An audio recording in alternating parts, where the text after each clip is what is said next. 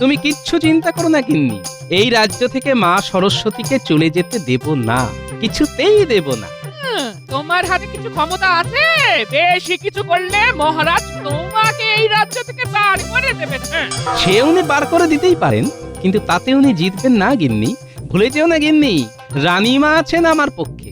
আমাদের সরস্বতী পুজো হবে তো? হবে না মানে হতেই হবে। দেখ না তোদের গোপাল দাদু কি করে। মাথায় কিছু বুদ্ধি এসেছে না গো? মা সরস্বতী তো আর কৃপা করলো না, তাই বিদ্বান হতে পারলাম না। কিন্তু তিনি একেবারে নিরাশ করেননি, বুঝলে। বুদ্ধি কিছু দিয়েছেন ঘটে, সেই বুদ্ধির জোরে কিছু একটা তো করবই গিন্নি। যাক, তাহলে পুজো হবে। হবে মানে তোদের প্রতিমার বায়না দেওয়া পর্যন্ত হয়ে গেছে। আর ভোগ পাত পেরে খাওয়া? সেটাও হবে। আমি এবারে ভোগ রাঁধবো। দেখো দেখো, আবার ভোগ রাখতে গিয়ে পুড়িয়ে ফেলো না গো। যে রাঁধে সে যে চুলও বাঁধে, সেটা আবার প্রমাণ হবে গিন্নি।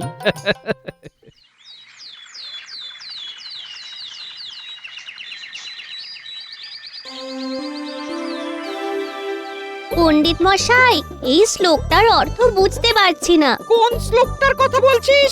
স্বদেশে পূজ্যতে রাজা, বিদ্বান সর্বত্র পূজ্যতে। শোন সবাই, মন দিয়ে শোন। বিদ্বান ব্যক্তির সম্মান সব জায়গায়, বিশ্বের যে কোনো স্থানে বিদ্বান ব্যক্তি পুজো পায়, কিন্তু রাজা শুধু স্বদেশেই সম্মান পায়। দেখতে এলাম পণ্ডিত। কিরকম লেখাপড়া চলছে? চলছে, মহারাজের পদোন্নতায় ভালোই চলছে। এখন কি পড়ানো হচ্ছে? শ্লোক আর শ্লোকের ব্যাখ্যা। এখানে ঢুকতে ঢুকতে শুনলাম তুমি বলছো বিশ্বের যে কোনো জায়গায় শুধু বিদ্বান ব্যক্তিরাই সম্মান পায়। মহারাজ শুধু স্বদেশেই সম্মান পায়। কি বাজে কথা! এ কথা শোনাও পাপ। আচ্ছা পণ্ডিত মশাই, আপনার কথা মতো ওই মহারাজের কোনো সম্মান নেই, এটা আপনি বলতে পারলেন? বলতে মুখে বাঁধলো না। মহারাজের অর্থ সাহায্যে তোমার পণ্ডিতি চলছে, আর সেই মহারাজকেই তুমি ছোট করছো পণ্ডিত। আপনার কোথাও ভুল হচ্ছে মন্ত্রী মশাই। পুঁথিতে যা লেখা আছে আমি সেটাই বলেছি, পুঁথির বাইরে আমি কিছুই বলিনি। পুঁথিতে যা লেখা আছে তা সব সময় বলতেই হবে। এই মাথার দিব্যি তোমাকে কে দিয়েছে পণ্ডিত? তুমি নতুন কিছু বলো। কি বলবো? বইতে যা লেখা আছে ঠিক তার উল্টো বলবে, কেমন? ভুল শেখাতে আমি পারবো না মন্ত্রী মশাই। ঠিক আছে, ঠিক আছে, তোমার সাথে রাজসভায় কথা হবে। হ্যাঁ, আমি এখন চলি। চল ঘটা ঘটা, চল।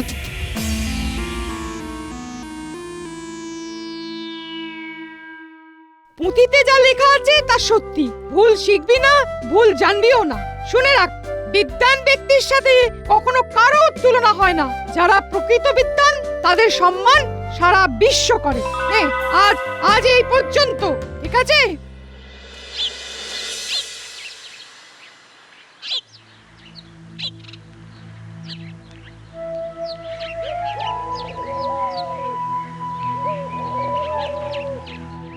কি রে, তোরা এমন ভাবে মুখ ভার করে আছিস কেন? কি হয়েছে? হ্যাঁ, আজ পাঠশালায় মন্ত্রী মশাই এসেছিলেন, তখন পণ্ডিত মশাই আমাদের পড়াচ্ছিলেন। আচ্ছা দাদু, রাজা মশাইকে শুধু দেশেই চেনে, আর বিদ্বান ব্যক্তিকে সবাই চেনে? হ্যাঁ, বিদ্বান ব্যক্তির কদর সর্বত্র, তাতে মুখ ভার হবার কি হলো? মন্ত্রী মশাই পণ্ডিত মশাইকে বললেন যে বইতে যা লেখা আছে তার উল্টো পড়াতে। বুঝলাম, তার মানে মন্ত্রী মশাই ওখানে গিয়ে পণ্ডিত মশাইকে হুমকি দিয়ে এসেছেন। তোরা কিছু চিন্তা করিস না, ও আমি দেখে নিচ্ছি।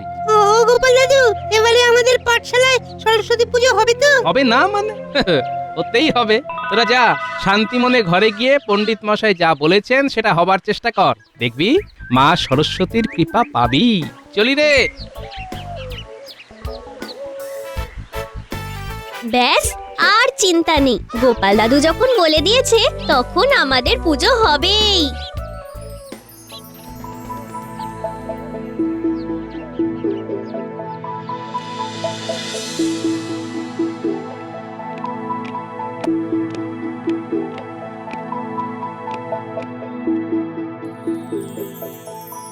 মন্ত্রী, আজকে সভা শুরু করো।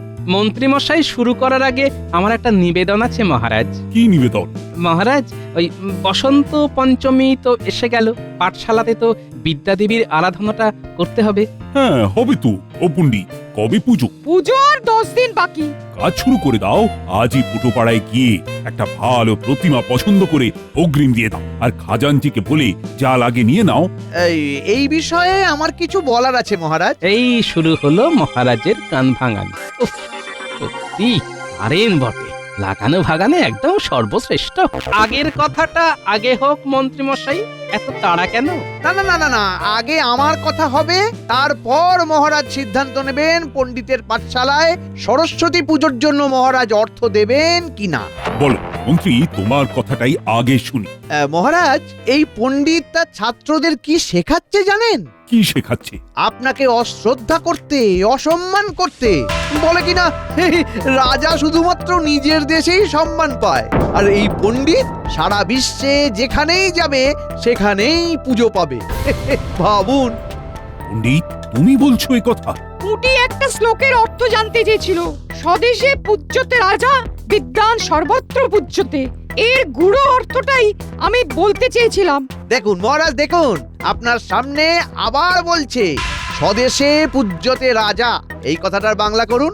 ভালো করেছো মন্ত্রী, আমাকে সাবধান করে দিয়ে। আমি তোমার প্রতি খুব প্রসন্ন হয়েছি। এবার কি করা যায় বলো তো মন্ত্রী? তোমার অভিমত জানাও। পাঠশালার অনুদান বন্ধ করে দিন মহারাজ। শিক্ষা খাতে আর একটা মোহরও আপনি ব্যয় করবেন না। পণ্ডিত, মন্ত্রীর কথা শুনলে তো? আজ থেকে তোমার পাঠশালার অনুদান বন্ধ হলো। এ আপনার কেমন বিচার হলো মহারাজ? একদম সঠিক কাজ হয়েছে গোপাল। যে পুঁথি মহারাজকে অসম্মান করে সেই পুঁথির পঠন পাঠনের কোনো প্রয়োজন নেই। মন্ত্রী, ঘেরা পিটিয়ে সমস্ত রাজ্যবাসীকে জানিয়ে দাও যে আজ এই মুহূর্ত থেকে রাজ অনুগ্রহে যেসব শিক্ষা প্রতিষ্ঠান আছে তাদের অনুদান বন্ধ। যথাজ্ঞা মহারাজ।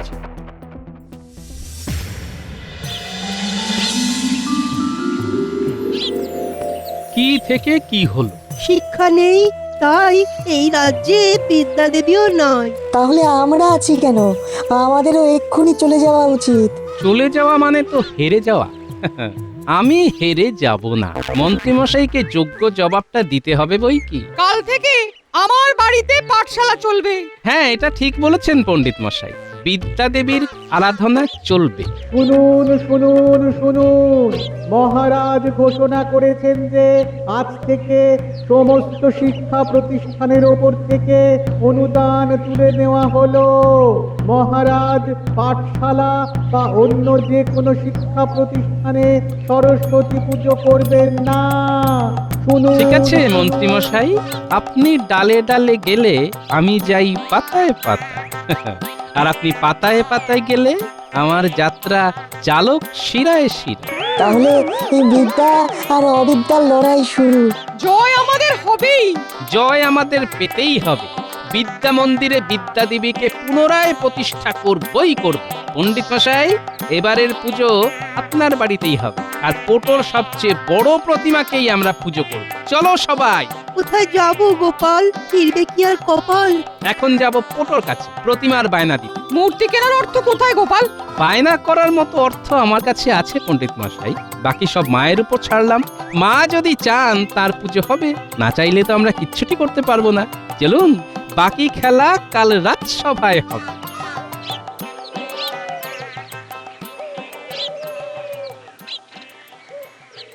শুনুন শুনুন শুনুন, মহারাজ ঘোষণা করেছেন যে আজ থেকে সমস্ত শিক্ষা প্রতিষ্ঠানের ওপর থেকে অনুদান তুলে নেওয়া হলো। মহারাজ পাঠশালা বা অন্য যে কোনো শিক্ষা প্রতিষ্ঠানে সরস্বতী পুজো করবেন না।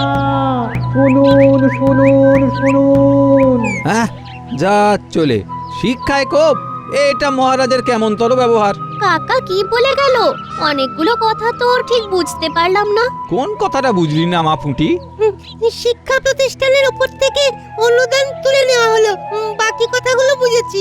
মহারাজ আর কোনো পাঠশালায় অর্থ সাহায্য করবেন না। তার মানে আমাদের পাঠশালায় এবার সরস্বতীর পূজা হবে না। কিন্তু গোপাল দাদু তো কথা দিয়েছে যে আমাদের পুজো হবেই। গোপাল দাদু যখন বলেছে তখন পুজো হবেই হবে। আমাদের গোপাল হয়কে নয় করতে জানে আর নয়কে হয় করাতে জানে। ও যখন বলেছে পাঠশালাতে পুজো হবে তখনও হবে। ও তোরা নিশ্চিন্তে থাক।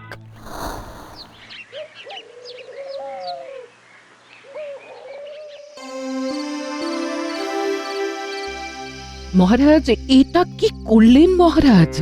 রাজ্যের শিশুরা শিক্ষা পাবে না? না, পাবে না।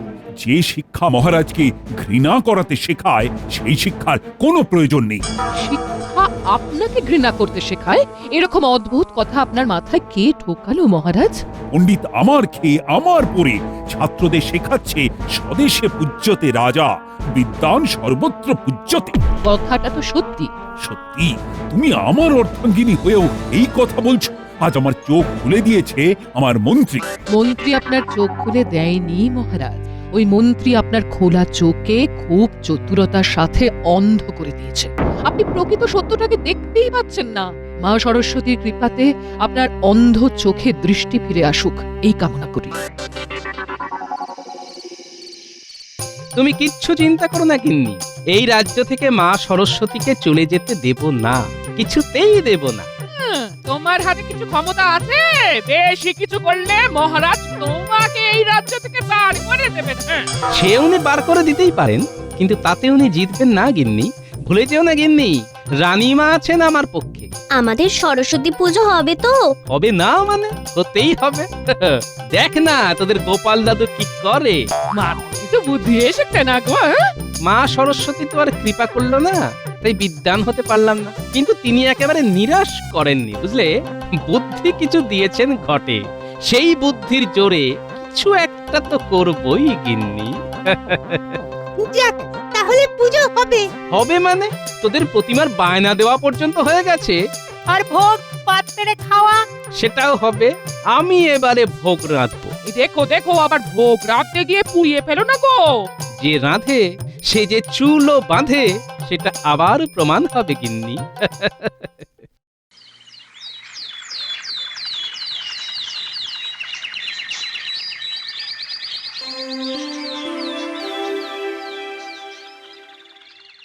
মহারাজ, কাল যে কথাটা নিয়ে এত আলোচনা হলো, সেই কথাটা নিয়ে একটা পরীক্ষা হয়ে যাক।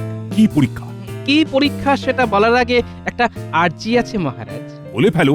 সবটা শুনে কিন্তু রেগে গেলে হবে না, সবটা সহজভাবে নিতে হবে। নেব। মহারাজ, আপনার রাজসভায় আপনার ছত্রছায়া থেকে আমার কিছু পরিচিতি হয়েছে। সবাই বলে নাকি আমার বুদ্ধি আছে মহারাজ। বুদ্ধি নয় গোপাল, ওগুলোকে কুবুদ্ধি বলে। তাই সই, কুবুদ্ধি। তা দেশের বাইরেও কিছু মানুষ আমাকে ওই কুবুদ্ধির জন্যই চেনে। উড়িয়ে পেঁচিয়ে কথা না বলে সোজা কথা এসো। মোদ্দা কথাটা বলো তো। হয়ে যাক মহারাজ একটা পরীক্ষা, দেখি আপনাকে কতজন চেনে আর আমাকে কতজন চেনে মহারাজ। তার মানে তুমি দাবি করছো তুমি বিদ্বান? গোপালও বিদ্বান আর আরশোলাও পাখি। হ্যাঁ মহারাজ, আমি দাবি করছি আমি বিদ্বান, পুঁথিগত আমার কোনোই জ্ঞান নেই। সেই জায়গায় আমি একেবারে নিরক্ষর মহারাজ, কিন্তু মানুষের দৈনন্দিন চলার পথে যে বুদ্ধির দরকার হয় সেটা আমার আছে। কথাই আছে না, বুদ্ধিতেই সিদ্ধি। বুদ্ধি আছে যার, বল আছে তার। এই কথাটা সবাই বলে বারংবার। বেশ, তোমার সাথে পরীক্ষাতে রাজি। আর হারলে কি হবে সেটা বলো। এই রাজ্য ছেড়ে চিরকালের মতো চলে যাব মহারাজ, আর কোনোদিন আসবো না। আর জিতলে মহারাজ তোমার খুশি মতো যা চাইবে তাই পাবে। ঠিক আছে মহারাজ, আমার চাওয়াটা বলে দিই, খুব ছোট্ট চাওয়া। পাঠশালার পুজোটা প্রতিবারের মতো ধুমধাম করে যেন হয়। ঠিক আছে, তাই হবে মহারাজ। তাহলে কাল থেকেই আমাদের পরীক্ষা শুরু হবে। আমরা প্রথমে যাব বর্ধমান রাজ্যে, তারপর খাম্বাজ। বর্ধমান রাজ্যে? বাহ বাহ বাহ বাহ! বর্ধমান রাজ্যে মহারাজকে সবাই চেনে। খাম্বাজ রাজ্যের লোকজন আমায় ভালো চেনে। একজন রাজাকে চিনবে না, তা আবার হয় নাকি? এবার পরীক্ষার নিয়ম কানুনগুলো শুনুন। আমরা তিনজনে যাব। তিনজন কে কে? আমি, আপনি আর মহারাজ। তিনজনেই ছদ্মবেশে যাব, আর একটাই প্রশ্ন করব। কি প্রশ্ন? কৃষ্ণনগরের কি বিখ্যাত?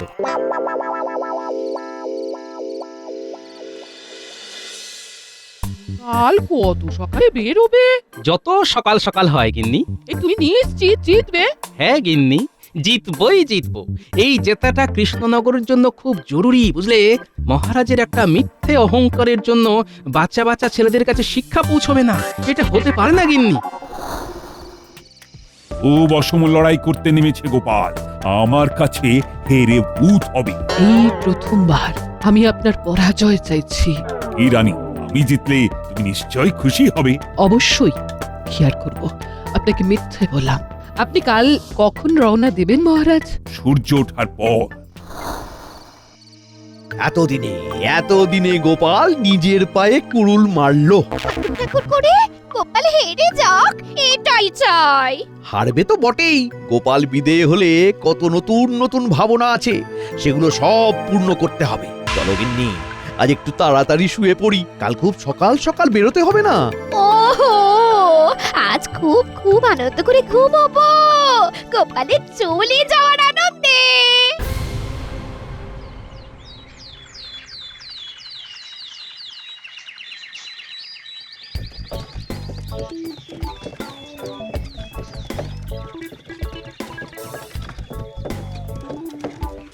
মহারাজ, একটা কথা বলবো? বল। আপনাদের তিনজনেরই ছদ্মবেশটা কিন্তু দারুণ হয়েছে, কাউকে চিনতে পারা যাচ্ছে না।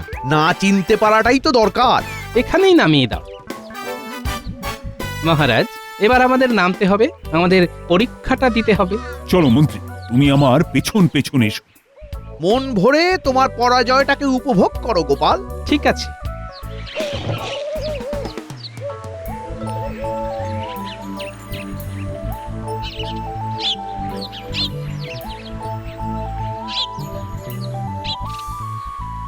ও ভাই, একটা কথা জিজ্ঞাসা করব।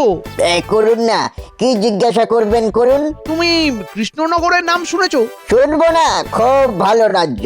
কিসে ভালো? মানে কৃষ্ণনগর নামটা শুনলে কি মনে হয়? কিসের কথা মনে পড়ে? সরভাজা আর মাটির পুতুল আর আর কৃষ্ণচন্দ্র রায়। কি ঠিক বলেছি?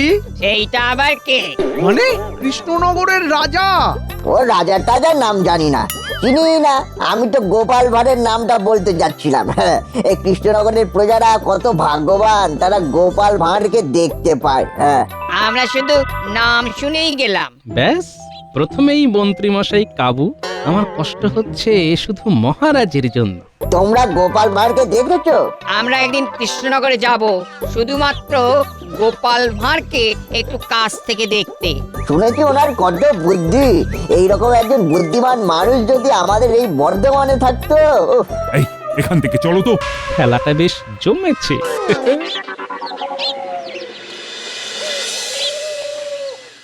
ওখানে কি যে হচ্ছে কিচ্ছু বুঝতে পারছি না। আমার মনে হচ্ছে আমাদের গোপালই জিতছে। তাই যেন হয়। চলো পোটো পাড়ায়, আমাদের কাজ আমরা করি। হ্যাঁ, গোপাল একটা দায়িত্ব দিয়ে গেছে, এটা আমাদের পালন করতেই হবে। মনটা খুব ভালো লাগছে, বুঝলি? আরে আমারও সকালবেলা একটা স্বপ্ন দেখে ঘুম ভেঙেছে। ভোরের স্বপ্ন কিন্তু সত্যি হয়। কি দেখলি? কি দেখলাম?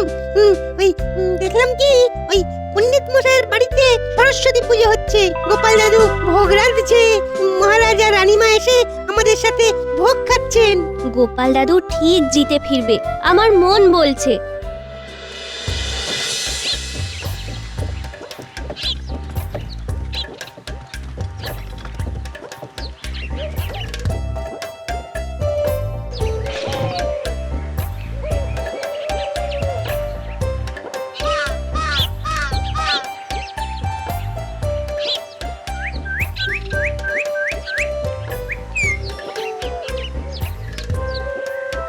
এই যে ভায়া, যাচ্ছ কোথায়? আগে কাজে, আমার এখন অনেক কাজ। আমরাও কাজে এসেছি, আমাদেরও অনেক কাজ। দেখে তো মনে হচ্ছে না। তুমি এরকম বিটকেল গলায় হাসলে কেন? না হাসার কি আছে? যারা এই রকম কাজের সময় অন্যের সময় নষ্ট করে তাদের দেখে হাসাই উচিত। ওরে বাবা রে, এই যে দেখি মারাত্মক ব্যস্ত মানুষ। এনাকে ধন্যবাদ দিয়ে ছেড়ে দাও। ছেড়ে দাও মানে? আমাকে ডেকে যখন দাঁড় করানো হয়েছে তখন এনার কি দরকার তা না জেনে তো ছাড়বো না। জমে গেছে, জোকের মুখে একেবারে নুন। আমার আর কোনো প্রয়োজন নেই। তুমি যাও যাও যাও যাও, তোমার কাজে যাও। তোমরা তো ভারী অদ্ভুত, যখন কোনো কাজ নেই তখন আমাকে দাঁড় করালে কেন, তার উত্তর দাও। ঠিক আছে, নাও প্রশ্ন করো। দুটো প্রশ্ন করব। আচ্ছা, আমাকে কি তোমার ছাত্র বলে মনে হলো? তোমাকে কিন্তু আমার মোটেও পণ্ডিত বলে মনে হচ্ছে না, কিরকম একটু কুচুটে কুচুটে লাগছে। ইয়ে, কৃষ্ণনগরের নাম শুনলে তোমার কি মনে হয়? তা তোমরা কোত্থেকে আসছো বলো তো? আমরা কৃষ্ণনগর থেকে আসছি। তোমরা তো আচ্ছা বোকার হদ্দ, সেই কৃষ্ণনগর থেকে এই খাম্বাজে এসেছো এই কথাটা জিজ্ঞেস করতে? তোমাদের মতন বোকা লোকেদের মাঝে যে গোপাল ভাঁড়ের মতন বুদ্ধিমান মানুষ কিভাবে এলো কে জানে। বোকার হদ্দ। ছাড়ো।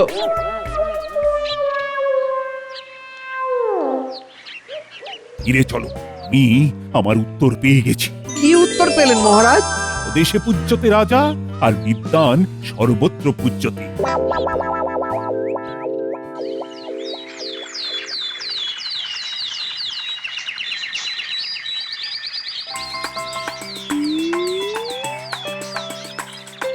অবশেষে পুজো হলো গোপাল।